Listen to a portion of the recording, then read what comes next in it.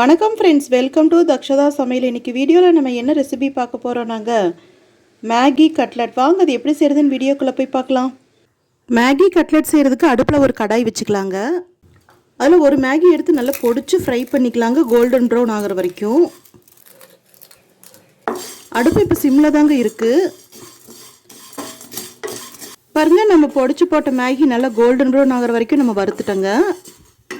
இப்போ அதில் 1/2 teaspoon oil விட்டுக்கலாங்க. நல்லா அதில் ஒரு முறை நம்ம ஃப்ரை பண்ணிக்கலாம். அடுப்பு இப்போ சிம்மில் தாங்க இருக்குது. அதுக்குள்ளேயே இப்போ 4 பல் பூண்டு பொடியை நறுக்கியிருக்கேங்க, அது உள்ளே போட்டுடலாம். ஒரு பெரிய வெங்காயம் பொடியை கட் பண்ணியிருக்கேங்க, அதையும் உள்ளே போட்டுடலாம். 1/2 டீஸ்பூன் இஞ்சி பூண்டு விழுது. எல்லாத்தையும் நல்லா வதக்கிக்கலாங்க. இஞ்சி பூண்டோட பச்சை வாசனை போகிற வரைக்கும் நம்ம நல்லா வதக்கிக்கணுங்க. 1 கப் துருவன கேரட், அதையும் உள்ளே போட்டுடலாங்க. அடுப்பு லோ ஃப்ளேமில் வச்சு நம்ம எல்லாத்தையும் நல்லா வதக்கிக்கலாங்க. இப்போ அதுலேயே 1 டீஸ்பூன் வரமிளகா பவுடர் போட்டுக்கலாங்க. 1 டீஸ்பூன் உப்பு, 1/4 டீஸ்பூன் பெப்பர் பவுடர். எல்லாத்தையும் நல்லா வதக்கிக்கலாங்க.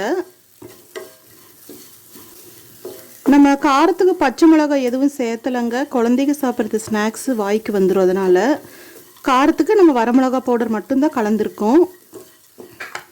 சிம்மில் வச்சு 1 நிமிஷம் நல்லா வதக்கிக்கலாங்க.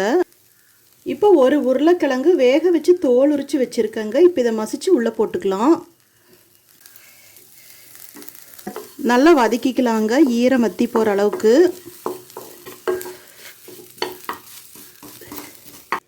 இப்போ மேகி கூடவே ஒரு பேக்கெட் ஸ்பைசி பவுடர் தருவாங்க, அதையும் போட்டுக்கலாங்க.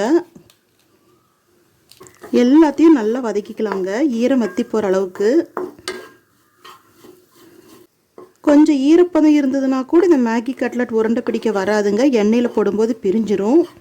அதனால் நல்லா ட்ரை ஆகிற வரைக்கும் நம்ம வதக்கிட்டே இருக்கணுங்க, சிம்மில் வச்சு. இதுக்கு நான் கரம் மசாலாலாம் எதுவும் சேர்த்தலைங்க. மேகியிலேயே தர்ற அந்த ஸ்பைசி பவுடர் போட்டிருக்கனால நம்ம கரம் மசாலாலாம் சேர்த்த வேண்டாங்க. இதுக்கு பாருங்கள், இந்த வரைக்கும் கெட்டியானது போதும். நம்ம அடுப்பு ஆஃப் பண்ணிடலாங்க. ஆறுனதுக்கப்புறம் நம்ம கட்லெட் செஞ்சுக்கலாம். பாருங்கள், நல்லா ஆறிடுச்சு. இப்போ கை தொடுற அளவுக்கு இருக்குங்க. இது ஒரு பக்கம் வச்சிடலாம். 1 டீஸ்பூன் மைதா எடுத்துருக்கேங்க. அதில் 2 டீஸ்பூன் தண்ணி விட்டுக்கலாம். நல்லா பேஸ்ட்டாக கரைச்சிக்கலாங்க. பாருங்கள், நம்ம மைதா பேஸ்ட் இந்த மாதிரி நம்ம கட்டி இல்லாமல் கரைச்சிட்டோம். கொஞ்சம் மேகி எடுத்து ஒரு பிளேட்டில் போட்டுக்கலாங்க. நல்லா பொடிச்சு விட்டுக்கலாம். கொஞ்சம் மேகி எடுத்து இந்த மாதிரி நம்ம நல்லா பொடிச்சு விட்டுட்டோம். இப்போ எலுமிச்சம்பழம் சைஸ்க்கு இந்த வெஜிடபிள் மிக்சர் எடுத்துக்கலாங்க. நல்லா உருண்டை பிடிச்சிக்கலாம். பாருங்கள், நல்லா கெட்டியாக இருக்குது. இது மாதிரி இருந்தால் மட்டும்தான் கட்லட் உடையாமல் நல்லா வருங்க. லேஸ் இப்படி தட்டிக்கலாங்க கட்லட் ஷேப்புக்கு. அது நம்ம இந்த மைதா மிக்சரில் நல்லா புரட்டி எடுத்துடலாங்க, ஈரம் எல்லா பக்கம் படும்படி. அதே கையோடையே நம்ம பொடிச்சு வச்ச மேகியில் புரட்டி எடுத்துடலாங்க. பாருங்கள், இந்த மாதிரி இருக்குது. நம்ம செப்பரேட்டாக வச்சிடலாங்க. 5-6 ஆனதுக்கப்புறம் நம்ம ஆயிலில் பொரிச்சிக்கலாம். பொரிக்கிறதுக்காக அடுப்பில் ஒரு கடாய் வச்சுக்கலாங்க. அதில் மூழ்கிற அளவுக்கு ஆயில் விட்டுக்கலாம். எண்ணெய் பொரிஞ்சிருச்சான்னு பார்க்கலாம். சின்னதாக ஒரு மாவு பீஸ் எடுத்து உள்ளே போட்டு பார்க்கலாங்க. பாருங்கள், பொரிஞ்சு மேலே வருது. இப்போ இந்த ஸ்டேஜில் நம்ம பொரிச்சோம்னா கரெக்டாக இருக்குங்க. பாருங்கள், இந்த மாதிரி நம்ம பிடிச்சி வச்சுருக்கிற அந்த மேகி கலவையும் இந்த எண்ணெயில் போட்டுடலாங்க.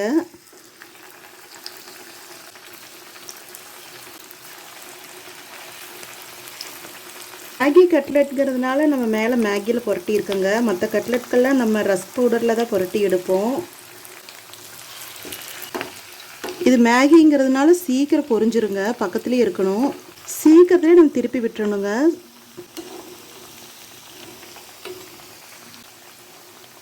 பாருங்கள், கட்லெட் இந்த வரைக்கும் பொரிஞ்சது போதும். நம்ம இப்போ எண்ணெயிலேருந்து வடித்து எடுத்துடலாங்க. நம்ம சேனல் பிடிச்சிருந்தா லைக் பண்ணுங்கள், கமெண்ட் பண்ணுங்கள், ஷேர் பண்ணுங்கள், சப்ஸ்கிரைப் பண்ணுங்கள். அப்படியே பக்கத்தில் இருக்கிற பெல் ஐக்கானையும் மறக்காமல் கிளிக் பண்ணுங்கள். தேங்க்யூ.